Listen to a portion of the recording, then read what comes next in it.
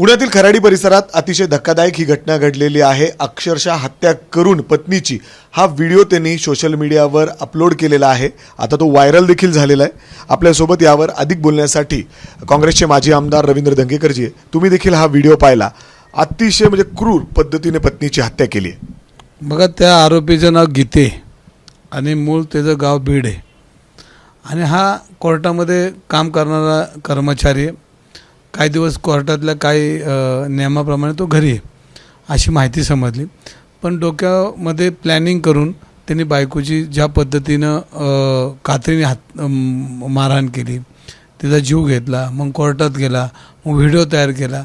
म्हणजे कायद्याच्या रक्षक असणारेच भक्षक झाले आणि कायद्याचं जुजबी ज्ञान असणारा हा कर्मचारी असू शकतो आणि डोक्यामध्ये प्लॅन करून त्यांनी बायकोची हत्या केली आणि नंतरच्या ह्याच्यामध्ये मला ती मारत होती म्हणून मी असं केलं तसं केलं।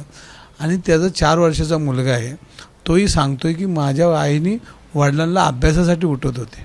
म्हणजे मी माहिती घेतली, काहीतरी कोर्टातल्या एखादा काहीतरी त्याला बढतीचा पेपर काहीतरी होता आणि त्याच्यासाठी आई उठवत होती आणि मग त्या झोपेतून त्या डोक्यात काहीतरी पूर्वीचाच राग होता आणि त्याने कातर उचलून आईला भोसकून मारला। आणि त्याची बायको जर पहाटे 4ला त्याला अभ्यासाला उठवत असेल तर अशा पद्धतीने क्रूर त्याच्या डोक्यामध्ये पहिलेच विचार डोक्यामध्ये असतील। कुठलाही माणूस उठून बायकोची कातीने हत्या करत नाही, त्या डोक्यामध्ये प्लॅनिंग असेल आणि त्या प्लॅनिंगनुसार त्यांनी हे प्रकार केलेला समजतो आहे। आणि तो बीडचा आहे, त्या डोक्यामध्ये क्राईम आहे असं दिसतंय। बाबा आता बीड काय, मला आता काय बीडचं कोष्टकच कळा ना। आणि अशा पद्धतीने जर त्यांनी बायकोची हत्या केली, पोलीस स्टेशनला जातो आहे, म्हणजे कायद्याचा धाक राहिला नाही, कायद्याची भीती राहिली नाही आणि मी काय करतो आहे ह्याचं कोणाला आता गांभीर्य नाही आणि ह्याच्यामध्ये सर्वसामान्य माणूस भरडला जातो। आणि नुसतंच आता असे नाही तर रोज पुण्यामध्ये अनेक घटना घडल्या जातात।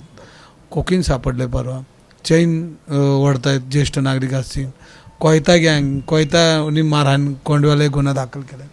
म्हणजे आता पोलिसांची जी पब्लिक जे पॉप्युलेशन वाढतं आहे पुण्यामध्ये आणि जी उपनगर वाढतात त्याच्यामध्ये पोलीस बळ कमी पडतं आहे। पोलिसांचं बळ आपण बघितलं तर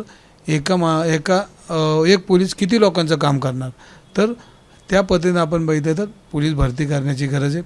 अत्याधुनिक सगळी यंत्रणा त्यांना पुरवली पाहिजे। आज ज्या पद्धतीने क्राईम होतं आहे तर क्राईम करणारे डोकी ही संगणक युगातली, ती एकदम वेगळ्या विचाराने क्राईम करतात आणि त्याला त्याच पद्धतीनं सरकारने यंत्रणा उभी केली पाहिजे। त्याच पद्धतीनं गुन्हेगारांवर वचक बसण्यासाठी कायदा वापरला पाहिजे।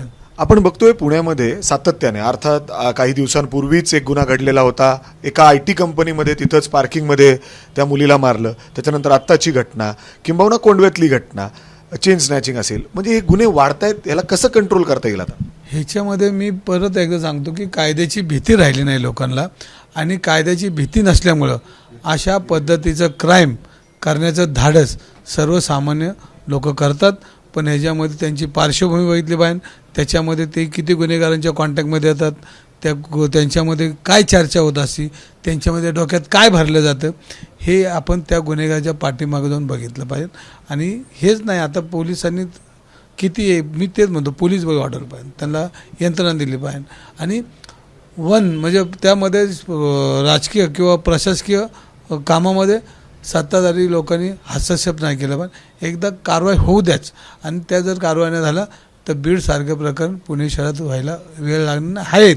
फक्त आता ते सत्ताधाऱ्यांच्या पंखाखाली ऊब घेतात, त्यामुळे ते आता ठीक आहेत, पण पुण्यामध्ये अनेक बीडसारखी प्रकरणं पुण्यामध्ये आहेत आणि त्याला सत्ताधारी लोक पाठीशी घालतात। जसं आमदारांचं म्हणणं आहे की पोलिसांचा धाक राहिला पाहिजे, पोलिसांची जी बळ आहे ती देखील या ठिकाणी वाढवण्याची गरज आहे, अन्यथा पुण्याचं देखील बीड होण्याची वेळ लागणार नाही अशी परिस्थिती सध्या पुण्यामध्ये उद्भवती आहे। पोलिसांनी जरी आरोपीला अटक केली असली तरी इतर याच्यामध्ये आणखीन आरोपी आहेत का, त्यांनी पूर्णपणे प्लॅनिंग केलेलं होतं, कारण असं कुठलाही नवरा पती उठत नाही आणि थेट पत्नीला जाऊन अशा पद्धतीने क्रूर पद्धतीने हत्या करत नाही। एवढंच नाही तर अक्षरशः 5 वर्षाच्या मुलासमोर अशा पद्धतीने आईची निर्गुण हत्या स्वतः वडिलांकडून करण्यात आली आहे। कॅमेरामॅन राजेश बिडकरसह मी मिकी घई, ABP माझा, पुणे। ABP माझा, उघडा डोळे बघा नीट।